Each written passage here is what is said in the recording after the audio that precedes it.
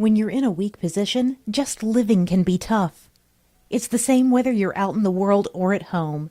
For someone like me, weak and vulnerable, there's no such thing as a safe place. I was teased, belittled, and used as a stress reliever by everyone around me. By enduring this, I somehow justified my existence. I've waited for a miracle that seemed impossible, enduring pain and suffering. But now, I've decided to stop waiting, lift my head, and walk my own path without looking back. My name is Zoe. I'm 28 years old. For nearly a decade, I've been working in programming, mostly remotely. There's always a high demand for skilled programmers, so there's more than enough work to tire me out. I manage multiple teams and oversee operations. The person once seen as the weakest, the lowest, is now a leader. Life really is unpredictable. Since I was young, I was mocked for being gloomy and introverted. This ridicule wasn't limited to my peers. At home, it was just the same. My brother Wesley especially looked down on me and made fun of me. When he left for college after graduating high school, I felt a deep sense of relief. After finishing high school myself, I didn't pursue further education and instead retreated to my room. It was almost as if staying home was a trade-off for not continuing my studies. For 10 years, I rarely left the room, accumulating experience and achievements. My mom and Wesley, then and now, have always looked down on me and ridiculed me. But my dad was different. It's hard to believe he married someone as mean as my mom. He was that kind of gentle person. In tough and sad times, I would snuggle up to my dad at the pub he ran and cry. The pub was a small establishment on the ground floor of our house, and he managed it alone. "It's okay, Zoe. Just hang in there. Your luck will turn around eventually," he'd say. I could tell he was trying to convince himself of the same thing. The pub wasn't thriving, often running at a deficit.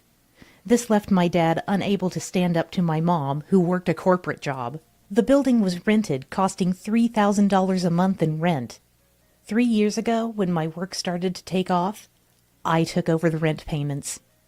I'll never forget the look of surprise on my dad's face when I offered to take care of the rent. It was the first time I saw him smile like that, tearfully expressing his gratitude. To support my dad's business, I worked harder than ever. I believe it was then that I grew most as a programmer. Working became a way of repaying my dad. I was truly happy about that. Dad passed away suddenly from an illness about 6 months ago. The pain of his loss hasn't healed even a bit. I can still cry rivers. But I couldn't just keep crying. After Dad's death, Wesley, who had always been at odds with him, came back home. Wesley had married a few years back. His wife's name is Hannah. She's a perfect match for a mean-spirited Wesley, sly and with a sharp tongue. In the house without Dad, Wesley and his wife started acting as if they owned the place. "Hey, Zoe, still cooped up in your room messing with your computer? Creepy." "Oh, that's not nice, Wesley." Poor Zoe. When Wesley and his wife start teasing me, Mom joins in, attacking me too. Mom, now retired, spends all day at home doing nothing. Every time she sees me, she clicks her tongue, muttering that I should just leave. "I wish you had taken Zoe with you, Dad." Every snide joke from Mom, every moment of feeling alienated at home made me think, there's no reason for me to stay here anymore. I need to leave as soon as possible. I'll live for myself, especially now that I don't have a single ally left at home after Dad's passing. Every time Wesley sees me around the house, he clicks his tongue. So does Hannah. Needless to say, so does Mom. They ignore me completely, even eating separately. Mom is actually my foster mother. My biological mother died in a traffic accident before I was old enough to remember. I call my foster mom Mom, but it's just out of necessity. Wesley is my stepbrother. There's no blood relation between him, me, or Dad. That's probably why Mom and Wesley can be so cold to me. After Dad's death, Wesley and his wife took over the pub. They had always been interested in the food and beverage industry. However, without any hesitation, they closed down Dad's pub. Then in a selfish move, Wesley and his wife remodeled the place into a cafe. Wesley helps out on weekends while working his regular job with Hannah as the manager. To cover the cafe's remodeling costs, Wesley used Dad's inheritance without consulting me. Even I, usually quiet, got angry. That money was supposed to be for me too, right?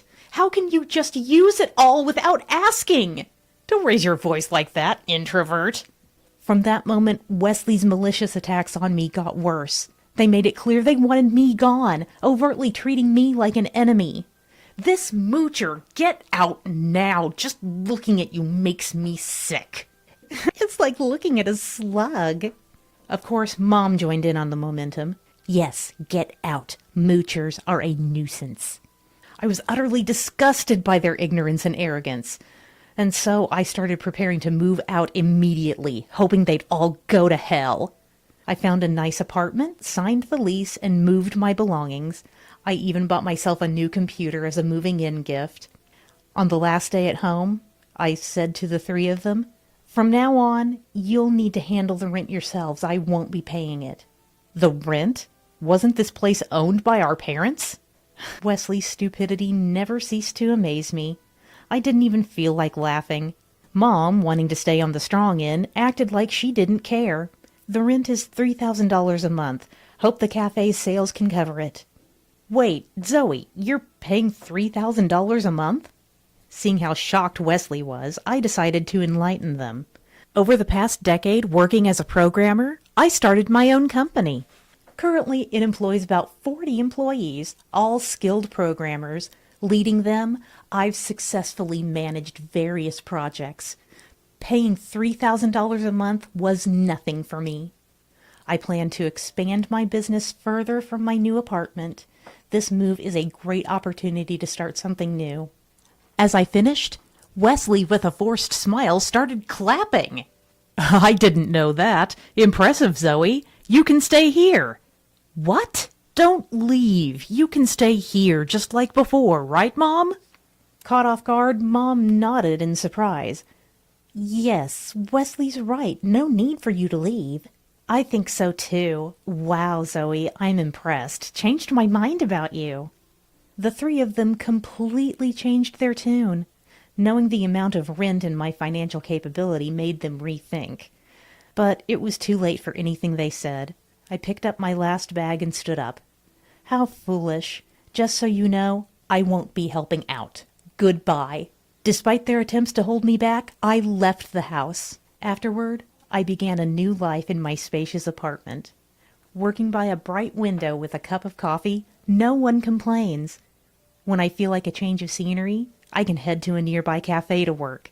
Realizing my newfound freedom, I gradually changed. I started wearing clothes I liked and changed my hairstyle. I began checking out places and items that caught my interest. My team members noticed, saying my voice sounded brighter, much to their delight. Apparently, I used to have a worryingly low and somber tone during meetings. My positive changes seemed to brighten up my employees as well. Meanwhile, I kept getting calls from Wesley. I ignored them, but Mom started calling too. I could have blocked them. I have no attachment to those three, but I didn't cut ties completely, just for a bit of payback. For instance, when I felt particularly down, I'd answer Wesley's calls. Wesley tried everything to appease me and lure me back home.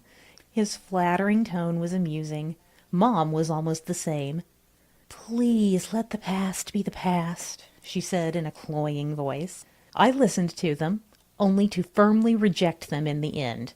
Return to my parents' home to live under the same roof with the three people I detest most in this world? Why would I willingly subject myself to such a miserable ordeal? Now the tables were completely turned. Hearing Wesley and Mom's reactions when I rebuffed them was amusing. I slowly enacted my revenge, recalling all the mean things they did to me. I learned a lot from talking to Wesley. It turns out Wesley and Hannah actually have a significant amount of debt. Most of it seems due to Wesley's gambling. He's underreported the amount to Hannah, a truly shady affair. Wesley got hooked on gambling in college. Hannah, uninterested in gambling, just loves shopping. According to Wesley, she has enough clothes, shoes, and bags to open a store. She constantly browses websites and buys whatever catches her eye. No matter how much they earn, It's never enough. A pitiful situation. And in their dire state, they continue their wasteful lifestyle. Utterly baffling.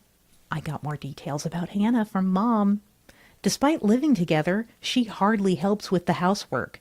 She only washes her own laundry, leaving almost everything else to Mom. She never cleans, cooks, or tidies up unless told to. Just imagining the tense atmosphere in my parents' home was depressing. Also, the cafe's business was failing, constantly in deficit. Typically, it'd take a cafe 6 months to a year to get on track. The funds miraculously obtained through a bank loan were gone in 3 months. They should have prepared at least 6 months' worth of funds. With hardly any customers at the cafe, the home atmosphere was constantly strained. Wesley and his wife's relationship is on the brink of collapse, Mom said. But that's none of my concern. Just support Wesley then, I said coldly before hanging up. Mom kept calling each time, asking me to come back. After all their insults, now they want to pretend it never happened. The audacity! Lately, Mom's been appealing to my emotions. Already in her 60s, she says she's in pain all over and finds daily chores difficult. When I asked if she meant I should come back to do the housework, she hastily denied it.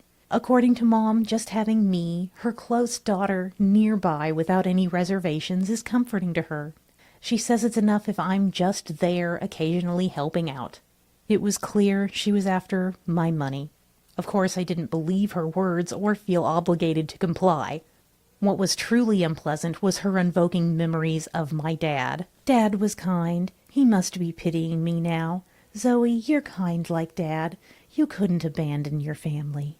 But bringing up Dad had the opposite effect. I knew how much Dad suffered because of Mom.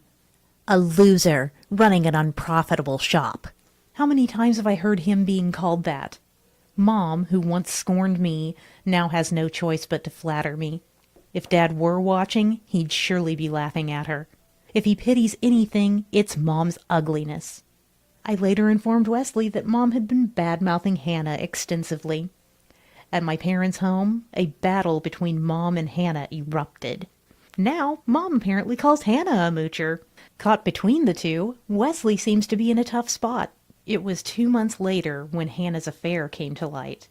Apparently, a man had approached her while she was alone in the cafe. The cafe business wasn't doing well, and the relationship with her mother-in-law was terrible.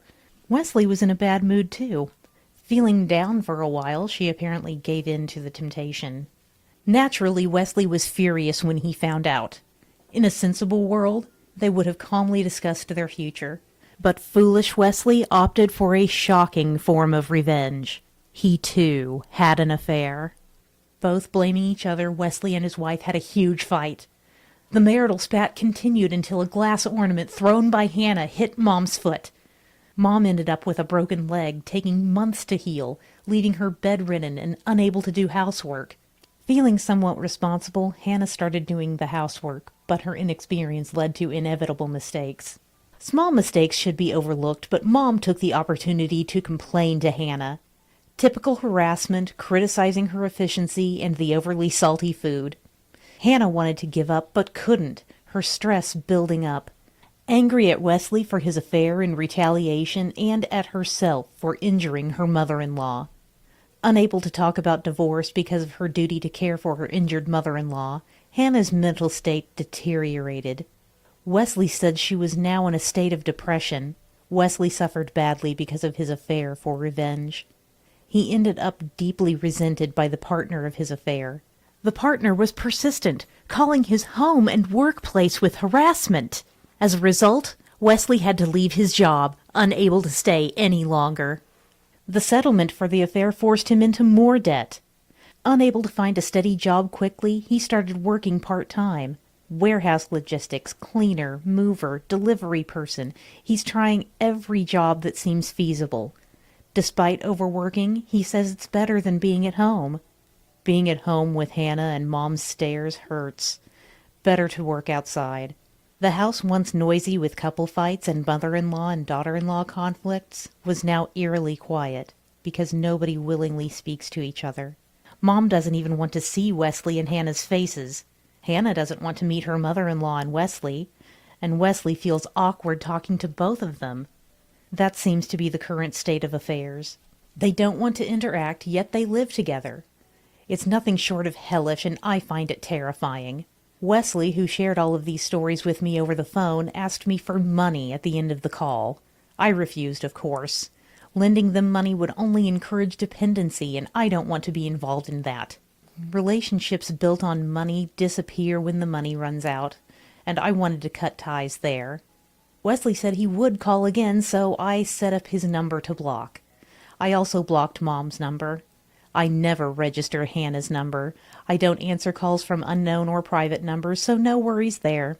The three of them, unable to pay rent, eventually dispersed. Mom moved into a retirement home, and Wesley and his wife divorced. Rumor has it that the building already has a new tenant. No one knows where Wesley and Hannah went. They're probably living modestly somewhere, slowly paying off their debts. As for me, I continue to enjoy my comfortable solo life. Work is going well, and I have a good relationship with my employees. Everything is perfect. But maybe there's a new twist ahead. A colleague introduced me to a man, and I've agreed to a date. He's a young entrepreneur. His eyes sharpen when he talks about work. A charming person. Until now, I've been solely focused on my job, never dating. It seems like that part of my life is coming to an end. I don't want to waste the opportunity my colleague has given me. It's a challenge harder than work, but I'm surprisingly eager. I'm ready to cut off old ties and form new ones, determined to find happiness.